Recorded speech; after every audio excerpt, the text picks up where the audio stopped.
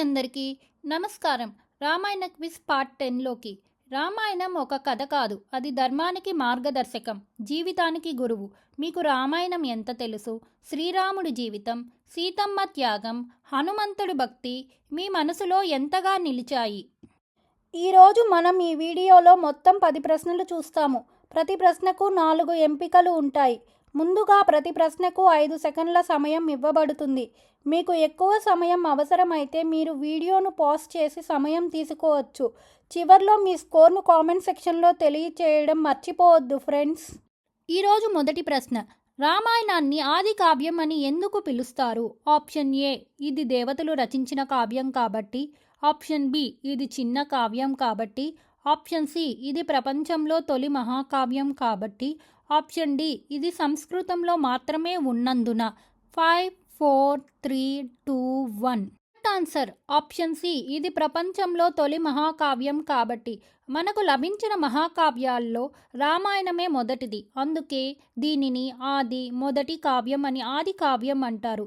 తర్వాతే మహాభారతం వచ్చింది. రామాయణ రచయిత మహర్షి వాల్మీకి మొదట ఎవరు? ఆప్షన్ ఏ, రాజకవి. ఆప్షన్ బి, బ్రాహ్మణుడు. ఆప్షన్ సి, రత్నకారుడు దొంగ. ఆప్షన్ డి, యోధుడు. 5, 4, 3, 2, 1. కరెక్ట్ ఆన్సర్ ఆప్షన్ సి, రత్నాకరుడు దొంగ. వాల్మీకి మొదట రత్నాకరుడు అనే దొంగ.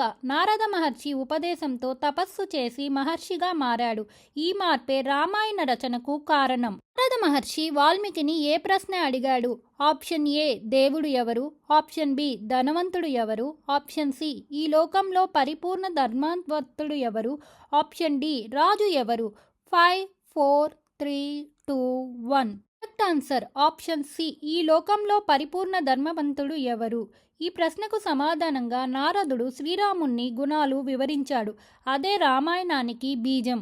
దశరథుడు సంతానం కోసం ఏ యాగం చేశాడు? ఆప్షన్ ఏ, అశ్వమేధ యాగం. ఆప్షన్ బి, రాజసూయ యాగం. ఆప్షన్ సి, పుత్రకామేష్టి యాగం. ఆప్షన్ డి, వాజపేయ యోగం. 5, 4, 3, 2, 1. కరెక్ట్ ఆన్సర్ ఆప్షన్ సి, పుత్రకామేష్టి యాగం. దశరథుడు సంతానం లేక బాధపడుతూ పుత్రకామేష్టి యాగం చేశాడు. దాని ఫలితంగా 4 కుమారులు జన్మించారు. శ్రీరాముడు ఎవరి కుమారుడుగా జన్మించాడు? ఆప్షన్ ఏ, జనకుడు. ఆప్షన్ బి, దశరథుడు. ఆప్షన్ సి, రఘువు. ఆప్షన్ డి, విశ్వామిత్రుడు. 5, 4, 3, 2, 1. కరెక్ట్ ఆన్సర్ ఆప్షన్ బి, దశరథుడు. అయోధ్య రాజు దశరథుడు కౌసల్యాదేవికి శ్రీరాముడు జన్మించాడు. శ్రీరాముడు జన్మించిన నక్షత్రం ఏది? Option A, Ashwini. Option B, Punarvasu. Option C, Rohini. Option D, Magha. 5, 4, 3, 2, 1. Correct answer option B, Punarvasu. రాముడు చైత్రశుద్ధ నవమి పునర్వసు నక్షత్రంలో జన్మించాడు. అందుకే రామనవమి ఎంతో పవిత్రతం. శ్రీరాముడు తల్లి కౌసల్య ఎవరి కుమార్తె? ఆప్షన్ ఏ, జనకుడు. Option B, Ashwapati. Option C, శత్రుజితుడు. ఆప్షన్ డి, రఘువు. 5, 4, 3, 2, 1. Correct answer option C, శత్రుజితుడు.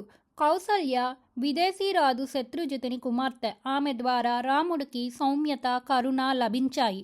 విశ్వామిత్రుడు రాముడికి ఏ మంత్రాలు బోధించాడు? ఆప్షన్ ఏ, గాయత్రి మంత్రం. ఆప్షన్ బి, నారాయణ మంత్రం. ఆప్షన్ సి, బాలా అతిబాలా మంత్రాలు. ఆప్షన్ డి, శివ మంత్రం. 5, 4, 3, 2, 1. Correct answer option C, Bala Atibala మంత్రాలు. ఈ మంత్రాల వల్ల రాముడు ఆకలి, దాహం, నిద్ర లేకుండా ఉండగలిగాడు. ఇది అరణ్య జీవనానికి చాలా ఉపయోగపడ్డాయి. తాటకను సంహరించమని రాముడికి ఎవరు ఆజ్ఞ ఇచ్చారు? ఆప్షన్ ఏ, వశిష్ఠుడు. ఆప్షన్ బి, నారదుడు. ఆప్షన్ సి, విశ్వామిత్రుడు. ఆప్షన్ డి, దశరథుడు. 5, 4, 3, 2, 1. సమాధానం ఆప్షన్ సి, విశ్వామిత్రుడు. ధర్మరక్షణ కోసం స్త్రీ అయినప్పటికీ తాటకను సంహరించమని విశ్వామిత్రుడు రాముణ్ణి ఆదేశించాడు. తాటను సంహరించటం రాముని జీవితంలో ఏ సూచన? ఆప్షన్ ఏ, కోపానికి. ఆప్షన్ బి, యుద్ధానికి. ఆప్షన్ సి, ధర్మరక్షణకు ఆరంభం. ఆప్షన్ డి, రాజ్యానికి.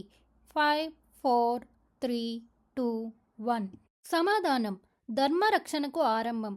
తాటక వదనతోనే రాముడు అధర్మంపై పోరాటాన్ని ప్రారంభించాడు. ఇది ఆయన ధర్మయాత్రకు మొదటి అడుగు. మీకు ఎంత స్కోర్ వచ్చిందో కామెంట్ సెక్షన్లో తెలియచేయడం మర్చిపోవద్దు. Thanks for watching. Please like, share and subscribe guess it Telugu channel. మరో వీడియోలో కలుద్దాము.